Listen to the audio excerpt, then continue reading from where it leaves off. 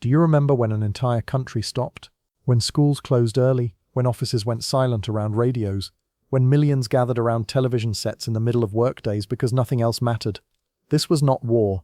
This was not a disaster. This was hockey. September 1972, Canada versus the Soviet Union. 8 games that became more than sport, that transformed into a national crisis, then national triumph. The series that proved professional Canadian players were not invincible, then watched them fight back from humiliation. For 27 days, Canada held its breath. Businesses shut down, students abandoned classes, the nation united around one question: could we win? Today we are remembering 1972, when Canadian hockey stopped the nation and changed what the game meant forever. We need to understand 1972 as a specific moment in Canadian history. Cold War tensions ran high across the globe. Canada's centennial optimism from 1967 was fading into uncertainty. National identity felt unclear, searching for something to define who we were. Hockey was not just a sport for Canada. It was proof of who we were, what we did best, and what made us distinctively Canadian in a world that often overlooked us. The assumption sat deep in the national consciousness. Canadian professional players were the best in the world. Unquestionably, the NHL was the pinnacle, and Canada dominated the NHL. Soviet hockey existed as a mystery, unknown, dismissed as inferior because they were amateurs, not professionals. How could state-sponsored players possibly compete with the best the NHL could offer? The series proposal emerged. 8 games, 4 in Canada, 4 in Moscow. The best Canadian professionals versus the Soviet national team. A chance to prove what everyone already believed. The stakes were clear from the beginning. This was about more than sport. National pride hung in the balance.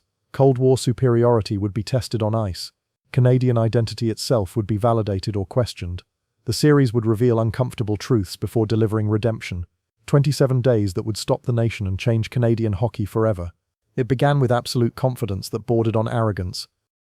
Canadian certainty dominated every conversation about the upcoming series. We invented hockey. We were the best. This would be easy.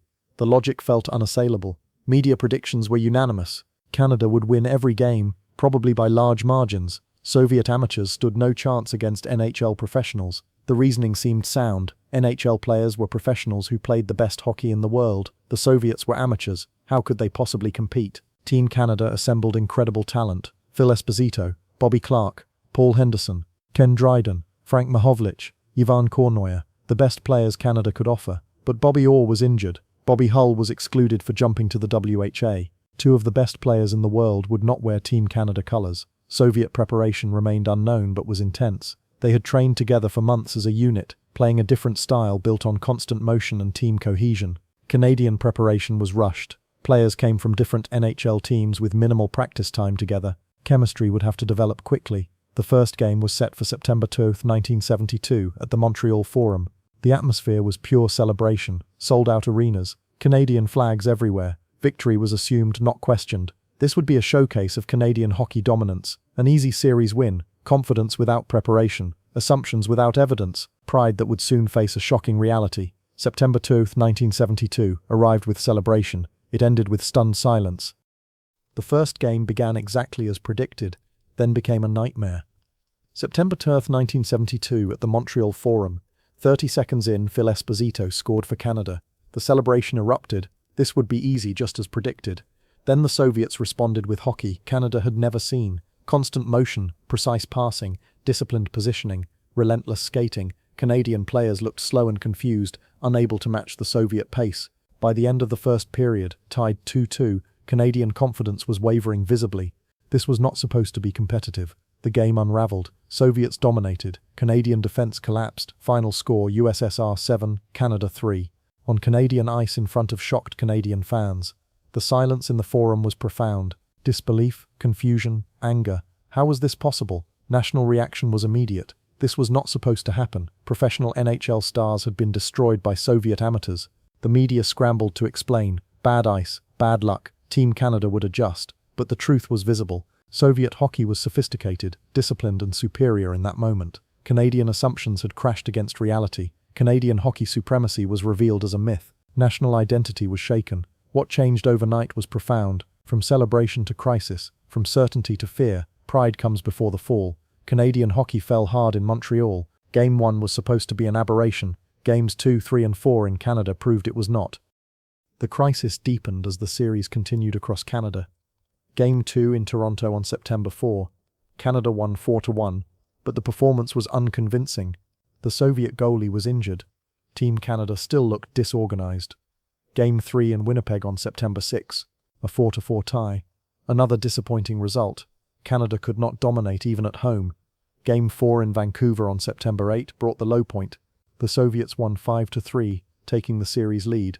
The Vancouver crowd turned against Team Canada, booing their own players, frustration transforming into anger. Phil Esposito gave an emotional post-game interview, pleading with Canadians to support the team. His voice broke with exhaustion and emotion. Canadians booing their own team revealed how deep the crisis cut. Expectations had been so impossibly high that anything less than dominance felt like failure. Media criticism intensified. Questions about coaching, player selection and strategy. Team morale suffered under constant attack. After 4 games, the series record stood at 1-2-1. Team Canada was heading to Moscow down in the series. The fear became unavoidable. Canada might actually lose this series. Soviet hockey might genuinely be better. The crisis was not just about hockey. It was about Canadian identity itself being challenged and found wanting. With the series in crisis, Team Canada flew to Moscow, facing potential humiliation. The journey to Moscow carried weight beyond physical distance. Team Canada departed in mid-September, down in the series. National mood was grim. The flight was long, unfamiliar territory ahead, hostile environment waiting. Moscow in 1972 was the Cold War capital, foreign and intimidating. Canadian players were far from home, facing an opponent that had proven superior. Team chemistry issues plagued the roster. Some players wanted to quit, internal conflicts simmered. Coaching decisions were questioned openly. Canadian media followed to Moscow. National expectations remained crushing despite the failures in Canada. The Soviets held every advantage. Home ice, familiar conditions, momentum, confidence. Team Canada faced mathematical reality. Win 3 of 4 games in Moscow or lose the series. No margin for error. Practice conditions were poor. Bad ice, limited facilities. Everything felt designed to disadvantage them. But something began shifting. The adversity, the criticism, the desperation forced unity. Players who had been NHL rivals became brothers facing a common enemy. The realization came. They could not play Soviet-style hockey. They had to play Canadian hockey better. Physical play, determination, refusing to be intimidated. Game 5 was September 22. Team Canada had to win or face near certain defeat. The mood shifted from arrogant confidence to grim determination. Survival instinct was kicking in. Sometimes humiliation and adversity create the conditions for redemption. Game 5 in Moscow became the turning point. Moscow became the location for Canada's resurrection, starting with Game 5. September 23, 1972. Team Canada had to win. Had to prove they could compete on Soviet ice. Had to keep hope alive. They came out physical and aggressive from the opening face-off, refusing to be outplayed, refusing to be intimidated in the Soviet arena. This was Canadian hockey played with desperation and determination. The game was rough and chippy. The Canadians were imposing their style, their physicality, their refusal to surrender. This was not the confused team that lost in Montreal. This was something harder, more desperate. Final score, Canada 5, USSR 4. A critical victory that kept the series alive and proved something essential. Team Canada could compete in Moscow, could win on Soviet ice when everything was against them. The relief was profound. The impossible was possible. The series was not over. Game 6 arrived on September 24. Another desperate must-win situation. Another game where defeat would likely mean series defeat. Team Canada won 3-2, evening the series at 3 wins each. The momentum shifted completely, from crisis to genuine possibility, from humiliation to rising hope. What changed was approach and mentality. Canadian players stopped trying to match Soviet finesse.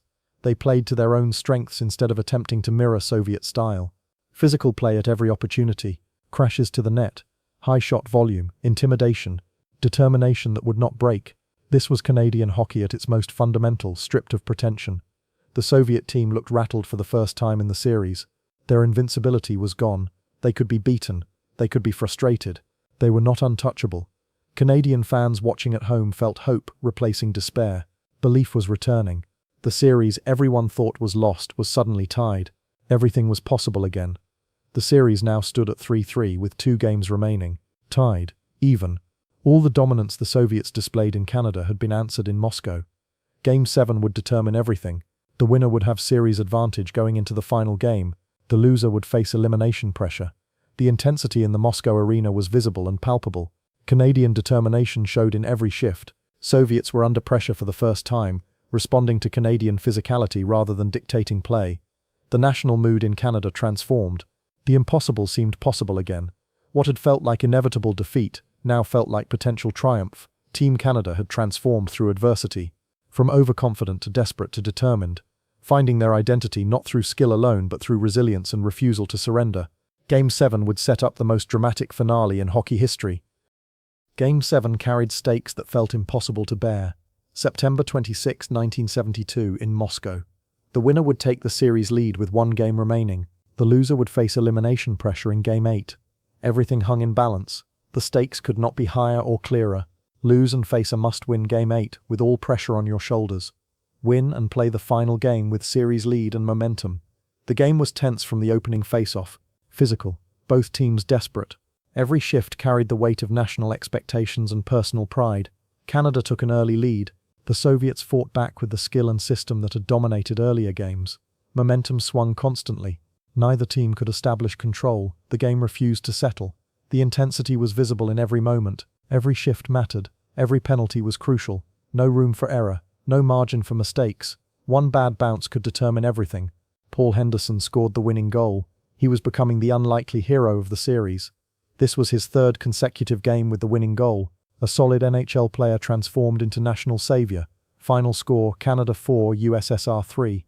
Team Canada took the series lead 4-3 with one game remaining.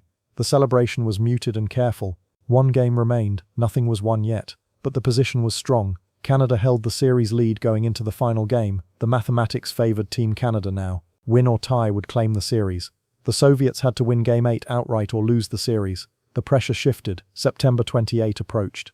2 days until the final game, the culmination of 27 days that had consumed the nation. Canadian fans could not focus on anything else. Schools planned to broadcast the game. Offices would close or stop work. The nation would stop for hockey in ways it never had before. The anticipation was unbearable. This was more than hockey. This was about national pride, Cold War supremacy, Canadian identity tested and potentially redeemed. Everything Canadians believed about themselves would be validated or destroyed. Team Canada knew what stood before them. One more win, one more victory, and redemption would be complete. The humiliation of Montreal would be answered. The crisis would become triumph, but fear remained present. One loss and the series would be tied. Goal differential would likely give the series to the Soviets. Everything could still be lost in 60 minutes. The series had become national obsession. The final game would be national catharsis or national catastrophe. There would be no middle ground. September 28, 1972 arrived.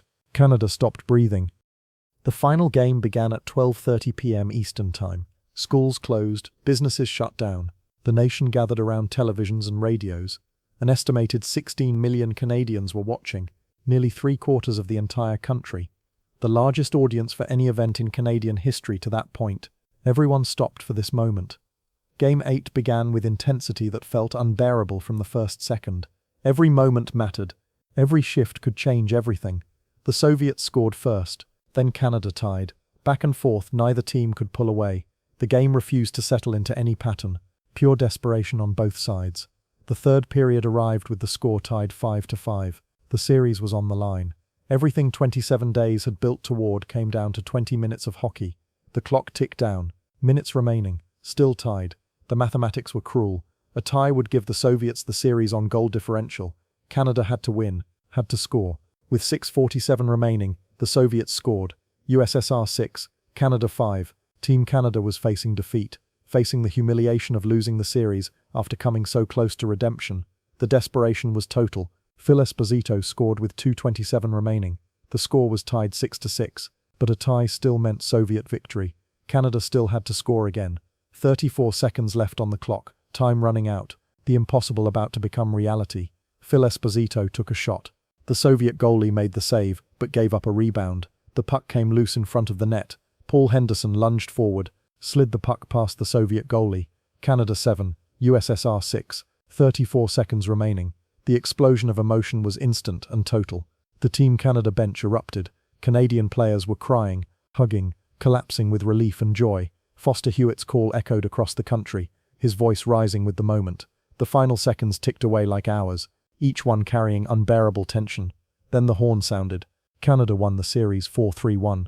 Victory snatched from the edge of humiliation.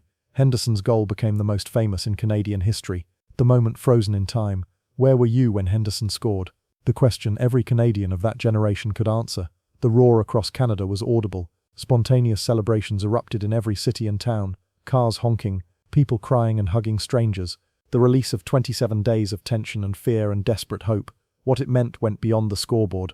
Redemption, validation, proof that Canadian hockey could overcome anything when tested. That determination and resilience mattered as much as skill. The psychological release was profound. From confidence to humiliation to desperate victory, the journey had tested everything Canadians believed about themselves, and somehow, impossibly, they had won. The series was over, but what it meant was just beginning. The series changed Canadian hockey forever. Soviet-style influenced Canadian coaching, training, and development for decades. What seemed foreign became integrated. Excellence required learning, not just assuming superiority. The series unified Canada across language, region, and political divisions in ways nothing else could. French and English Canada watched together. The country found common purpose in those 27 days. Paul Henderson became legend, an ordinary NHL player who scored 3 consecutive winning goals in Moscow. A national hero created not through exceptional skill but through clutch determination. What the series revealed mattered. Canadian hockey supremacy was not automatic. Excellence required work and adaptation. Arrogance led to defeat. Humility and resilience led to victory. The Cold War context meant this was ideological competition played on ice. More than sport, a test of systems and values. September 28 became sacred date. Where were you when Henderson scored? The universal Canadian memory that needs no explanation. 50 years later, the series still resonates because it shows how sport can unite a nation and how adversity can forge identity. Ask your parents or grandparents where they were, what they remember. The emotions are still there. Henderson's goal needs no explanation to any Canadian. The cultural legacy persists across generations. 1972 proved that hockey was not just Canada's game, it was Canada's mirror, reflecting who we were when tested and how we responded when humiliation became triumph.